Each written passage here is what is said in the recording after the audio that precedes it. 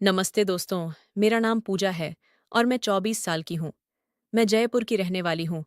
मेरा परिवार बिल्कुल साधारण है। घर में मेरी माँ, छोटा भाई और मैं रहती हूँ। पिताजी का 3 साल पहले देहांत हो गया था, जिससे घर की सारी जिम्मेदारी माँ और मेरे कंधों पर आ गई थी। माँ एक छोटे से क्लिनिक में नर्स का काम करती हैं। उनकी कमाई से किसी तरह घर का खर्चा चल रहा था। मैंने 19 साल की उम्र में अपनी 12वीं पूरी कर ली थी और तब से ही कोई अच्छी नौकरी ढूंढ रही थी। कई जगह इंटरव्यू दिए, लेकिन कहीं भी सफलता नहीं मिली। कभी तनख्वाह कम होती, तो कभी काम के घंटे ज्यादा। मुझे लगने लगा था कि शायद किस्मत ही मेरा साथ नहीं दे रही है। एक शाम की बात है। मैं शहर के दूसरे छोर में एक इंटरव्यू देकर लौट रही थी। इंटरव्यू में फिर से नाकामयाबी मिली थी। दिल टूटा हुआ था। बस स्टॉप पर खड़ी थी। शाम के 6 बज रहे थे। आसमान में बादल छाए हुए थे और बारिश होने वाली थी। बसें आ तो रही थीं, लेकिन इतनी भरी हुई थीं कि चढ़ना नामुमकिन था। अचानक एक सफेद रंग की कार मेरे सामने रुकी। शीशा नीचे हुआ और अंदर से एक सज्जन व्यक्ति ने पूछा, कहाँ जाना है? काफी देर से खड़ी देख रहा हूं आपको। मैंने हिचकिचाते हुए जवाब दिया, नहीं, मैं बस का इंतजार कर रही हूं। वो बोले, इतनी भीड़ में बस मिलना मुश्किल है। मैं वैजंतपुरा की तरफ जा रहा हूं। उधर ही जाना है क्या? उन्होंने पूछा। मैंने सोचा, अब बारिश भी शुरू हो गई है। बस मिलने के चांस कम है और घर भी दूर है। थोड़ी देर सोचने के बाद मैंने कहा, हाँ, मुझे वैजंतपुरा के पास ही जाना है। अगर आपको कोई दिक्कत ना हो तो। बिल्कुल नहीं, आ जाइए, उन्होंने मुस्कुराते हुए कहा। मैं पीछे की सीट पर बैठ गई। वे मुझसे बात करने लगे और बोले, आप क्या करती हैं? मैंने बोला, अभी कुछ खास नहीं। नौकरी की तलाश कर रही हूँ। आज भी एक इंटरव्यू देकर आ रही हूँ। और कैसा रहा इंटरव्यू? उन्होंने पूछा। मैं बोली, अच्छा नहीं रहा। क्योंकि वे बोल रहे थे कि अनुभव की कमी है। फिर वे बोले, ओह, ये तो हर नए उम्मीदवार की समस्या होती है। अनुभव कहाँ से लाए, जब कोई काम ही न दे। रास्ते भर हम बातें करते रहे। मैंने उन्हें अपने परिवार के बारे में बताया, अपनी पढ़ाई के बारे में, और यह भी कि कैसे मुझे नौकरी की सख्त जरूरत है।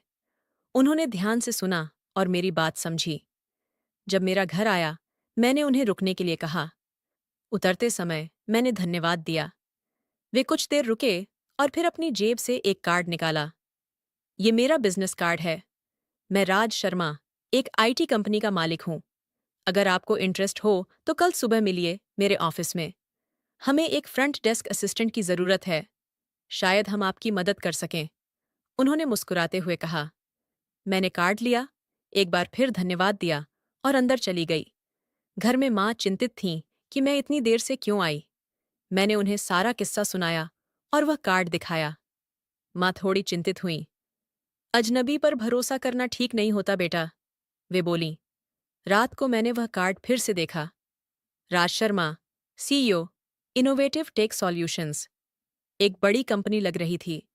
मैंने इंटरनेट पर सर्च किया तो पता चला कि यह वाकई में एक अच्छी कंपनी है। मैंने तय किया कि अगले दिन जाकर देखूंगी। क्या पता, किस्मत साथ दे जाए। अगली सुबह मैंने अपने सबसे अच्छे कपड़े पहने, थोड़ा मेकअप किया और ऑफिस के लिए निकल पड़ी। कार्ड पर जो पता था वहां पहुंची तो मैं हैरान रह गई। एक बहुत ही बड़ी और शानदार इमारत थी।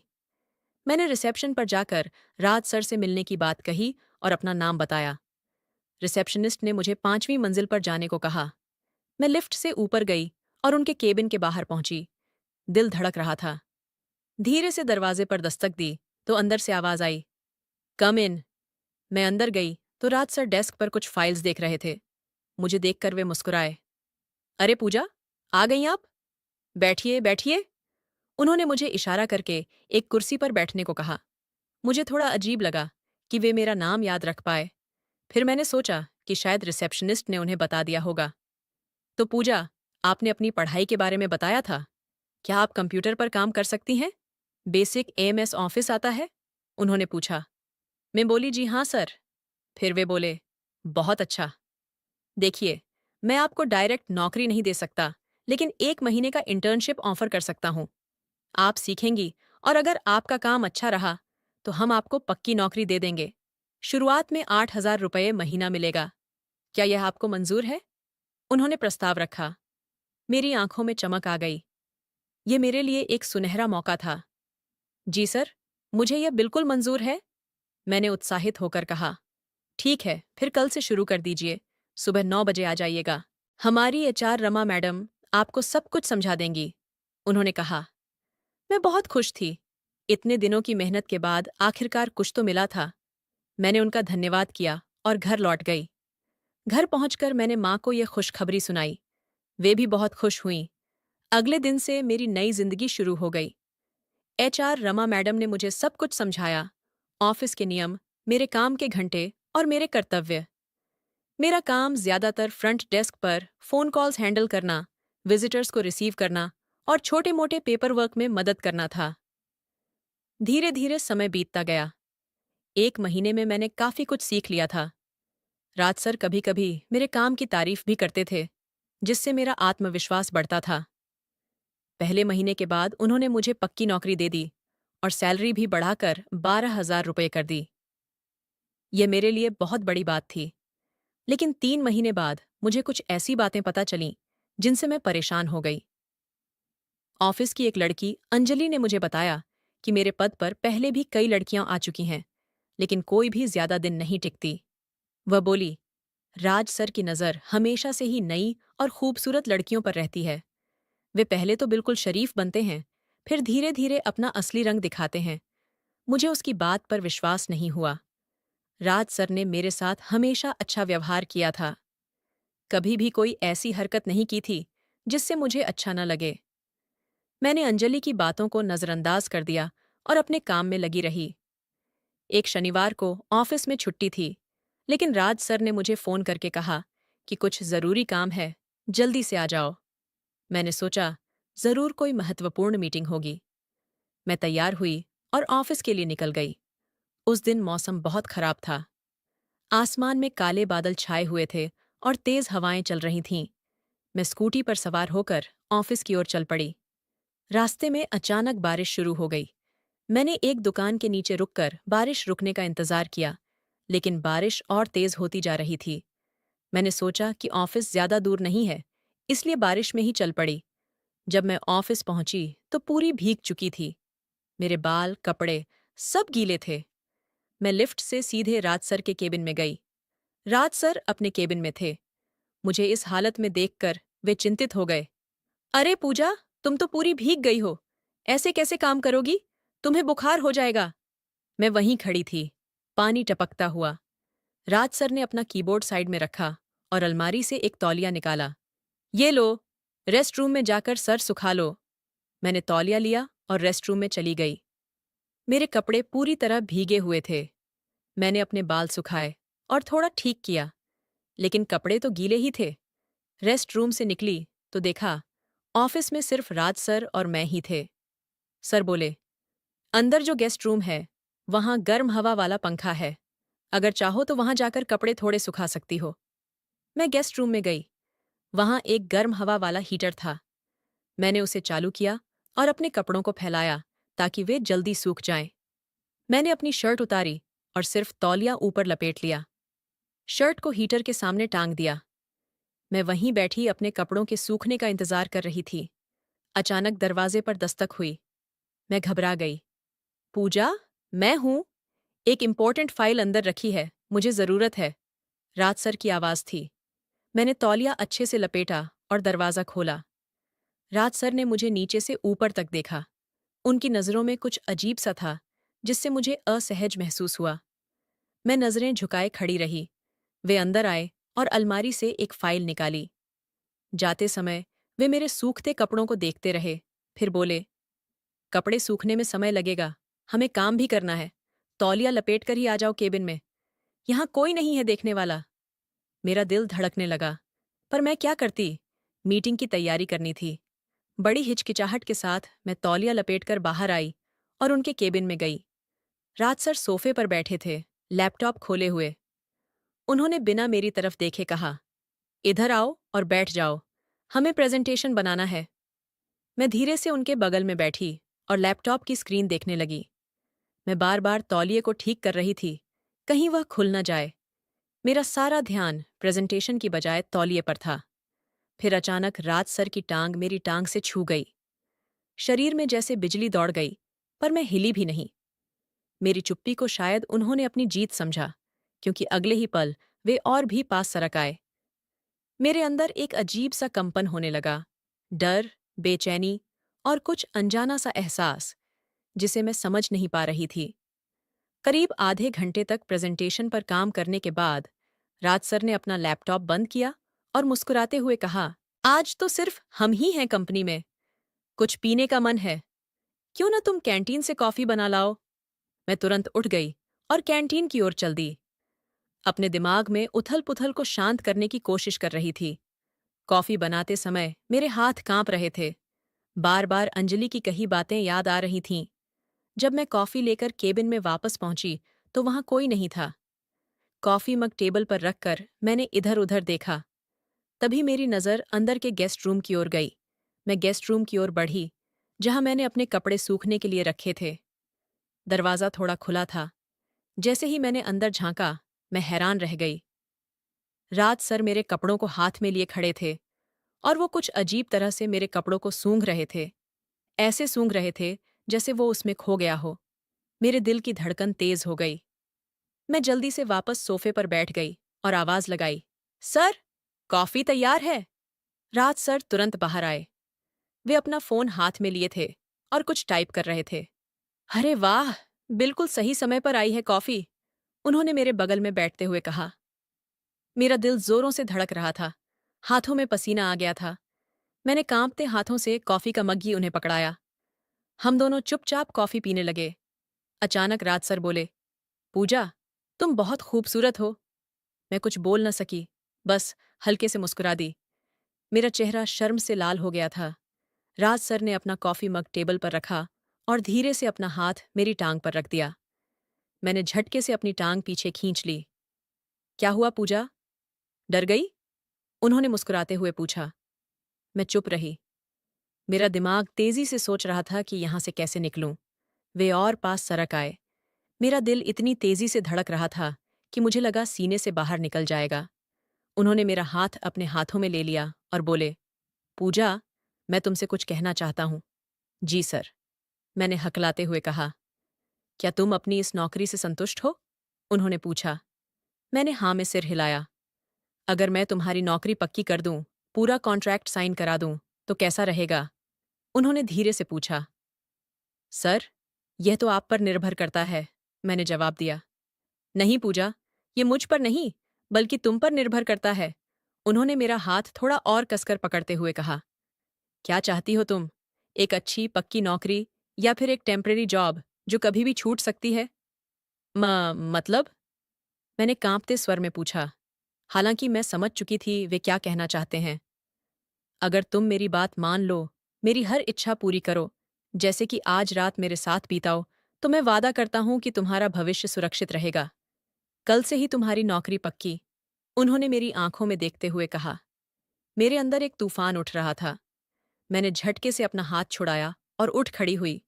सर, आप गलत समझ रहे हैं मुझे। मैं ऐसी लड़की नहीं हूं।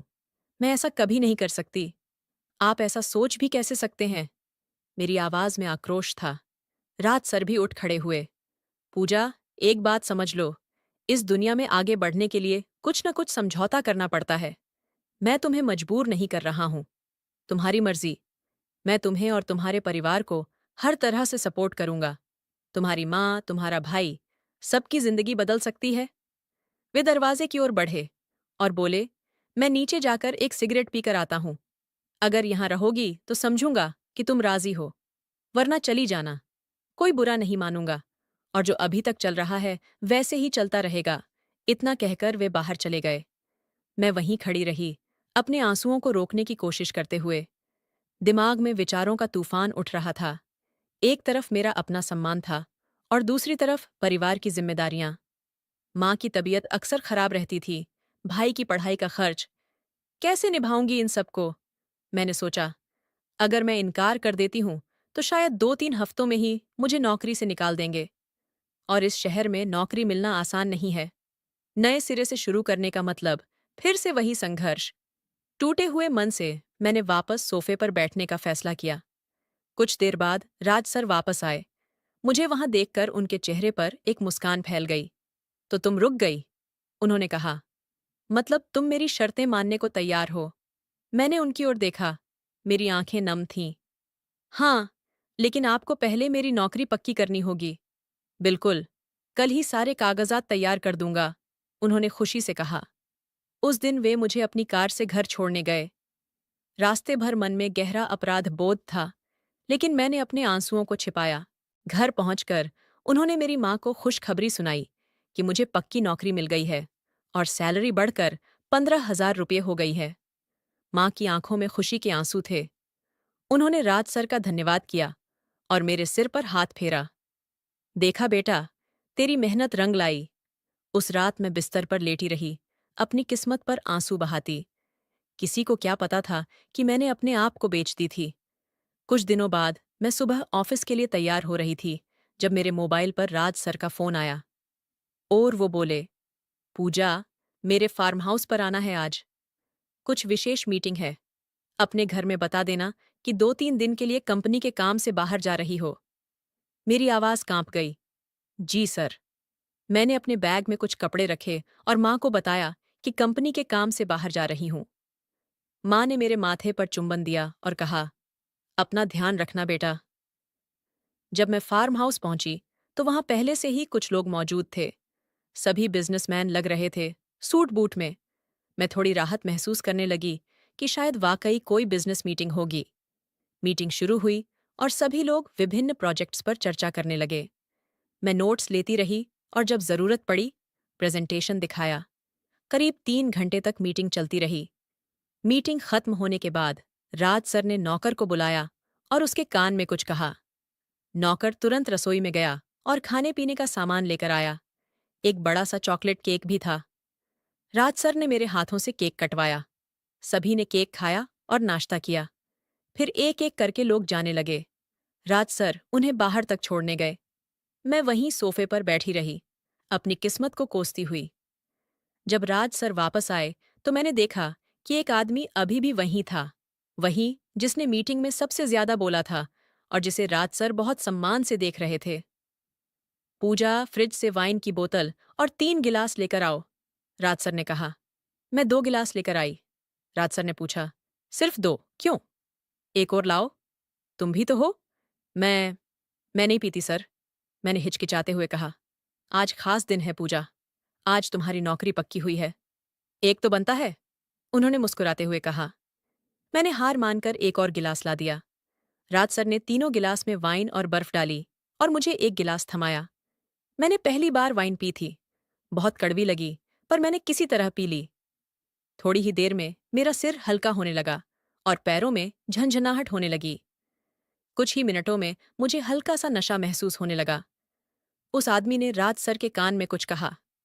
राज सर मुस्कुराए और मुझसे बोले, पूजा, इधर आओ, राकेश जी से मिलो ठीक से। ये हमारे सबसे बड़े इन्वेस्टर हैं। मैं उठकर उनके पास गई। राकेश जी ने मेरा खाली गिलास उठाया और उसमें फिर से वाइन भरी। पियो, उन्होंने मुझे गिलास थमाते हुए कहा। मैंने राज सर की ओर देखा, जैसे मदद के लिए पुकार रही हूं। पी लो पूजा, राकेश जी के हाथ से मिली चीज नहीं ठुकराई जाती, राज सर ने कहा। मेरे अंदर का एक हिस्सा चीख रहा था। तभी राज सर ने मेरे कंधे पर हाथ रखा और बोले, पूजा, मैं तुम्हें एक काम सौंपना चाहता हूं। राकेश जी हमारी कंपनी के लिए बहुत महत्वपूर्ण हैं। ये 2 दिन यहां रहेंगे और मुझे चाहिए कि तुम इनका ख्याल रखो। मेरा माथा ठनका। मतलब सर, इनकी देखभाल करनी है?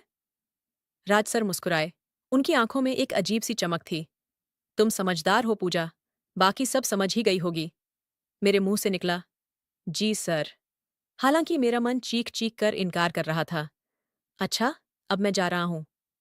कोई समस्या हो तो फोन करना। इतना कहकर राज सर वहां से चले गए। मैंने दरवाजे पर खड़े होकर उनकी कार को दूर जाते देखा। मेरे दिल में एक अजीब सा डर था। क्या मैं अपने ही हाथों अपना सौदा कर रही हूं? पीछे मुड़कर देखा तो राकेश जी मुझे ऐसे घूर रहे थे जैसे मैं कोई शिकार हूं। उनकी नजरें मेरे शरीर पर घूम रही थीं। मैं खुद को नंगा महसूस कर रही थी। मैंने अपने आप को संभाला और सोचा कि किसी तरह यह रात गुजार लूंगी। वाइन का नशा अब पूरी तरह उतर चुका था। मैंने देखा कि फार्म हाउस का नौकर भी मुझे अजीब नज़रों से देख रहा था। मैंने उसे पास बुलाया और बोला, तुम्हारा नाम क्या है? तो वो बोले, मेरा नाम रामू है मैडम। उसने आदरपूर्वक कहा। वह साधारण सा व्यक्ति था, किसी गांव से आया लगता था। मैंने उससे पूछा, ये फार्म हाउस शहर से कितनी दूर है? उसने बताया, करीब 15 किलोमीटर मैडम। यहाँ पास में कोई बस्ती नहीं है। मेरे अंदर की घबराहट बढ़ गई। ये जगह बिल्कुल अलग थलग थी। अगर कुछ गलत हुआ तो कोई बचाने भी नहीं आएगा। रामू से कुछ देर और बात करने के बाद अपने कमरे में चला गया। अब मैं और राकेश जी अकेले थे। राकेश जी ने एक और गिलास में वाइन डाली और मेरे पास आकर बैठ गए और बोले, तुम्हारी तारीफ तो राज बहुत करता था, आज देख लिया क्यों? उनकी आवाज में कुछ अजीब था। मैं थोड़ा खिसक गई और बोली, मैं थोड़ा आराम कर लूं? कल की मीटिंग के लिए प्रेजेंटेशन तैयार करना है। अरे, आराम तो हम साथ में करेंगे, कहते हुए उन्होंने मेरी कमर पर हाथ रख दिया। मैंने तुरंत उनका हाथ हटाया। प्लीज, मुझे छूने की कोशिश मत कीजिए। उनके चेहरे का रंग बदला। ओह, तो नखरे दिखा रही हो? राज ने तो कहा था कि तुम सहयोग करोगी। मैं उठकर दरवाजे की तरफ बढ़ी, लेकिन उन्होंने मेरा हाथ पकड़ लिया और मुझे खींचकर सोफे पर गिरा दिया। बचने की कोशिश मत करो, वे गुर्राए।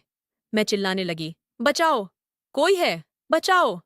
राकेश जी ने मेरे मुंह पर हाथ रख दिया और दूसरे हाथ से मेरे कपड़े खींचने लगे। मैं हाथ पैर मारकर खुद को बचाने की कोशिश कर रही थी। तभी दरवाजा जोर से खुला और रामू अंदर आया। उसने देखा क्या हो रहा है और बिना कुछ सोचे एक लकड़ी का स्टूल उठाकर राकेश जी के सिर पर दे मारा। राकेश जी चीखते हुए मुझसे दूर जा गिरे। उनके सिर से खून बह रहा था। मैडम, जल्दी यहां से भागो, रामू ने कहा। राकेश जी उठने की कोशिश कर रहे थे और गालियां बक रहे थे। कुत्ते, तेरी हिम्मत कैसे हुई? तू जानता है मैं कौन हूं? रामू ने मुझे अपने पीछे किया और स्टूल को हाथ में पकड़े रहा। आप कुछ भी कर लो साहब, लेकिन किसी बेटी बहन के साथ ऐसा नहीं होने दूंगा। मैंने जल्दी से अपना बैग उठाया और रामू के साथ बाहर निकल गई। मैडम, मेरे पास एक पुरानी बाइक है, मैं आपको शहर तक छोड़ देता हूँ, रामू ने कहा। उस रात रामू ने मुझे अपनी पुरानी बाइक पर बैठाकर शहर तक पहुंचाया। रास्ते में उसने बताया, मैडम, ये पहली बार नहीं है, पिछले साल भी ऐसा ही हुआ था एक लड़की के साथ। मैं वहीं काम करता था, पर कुछ नहीं कर पाया। इस बार मैंने सोचा कि चाहे नौकरी चली जाए, लेकिन अपना धर्म नहीं छोड़ूंगा। मेरी आंखें नम हो गईं। इस दुनिया में अभी भी अच्छे लोग हैं। घर पहुंची तो माँ दरवाजे पर ही खड़ी थीं। मुझे इस हालत में देखकर वे घबरा गईं। मैं उनके गले लग गई और फूट फूट कर रोने लगी। क्या हुआ बेटा? उन्होंने मेरे बाल सहलाते हुए पूछा। मैंने उन्हें पूरी कहानी सुनाई।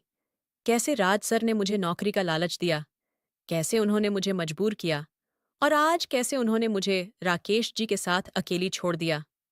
माँ के चेहरे पर गुस्सा और दुख दोनों थे।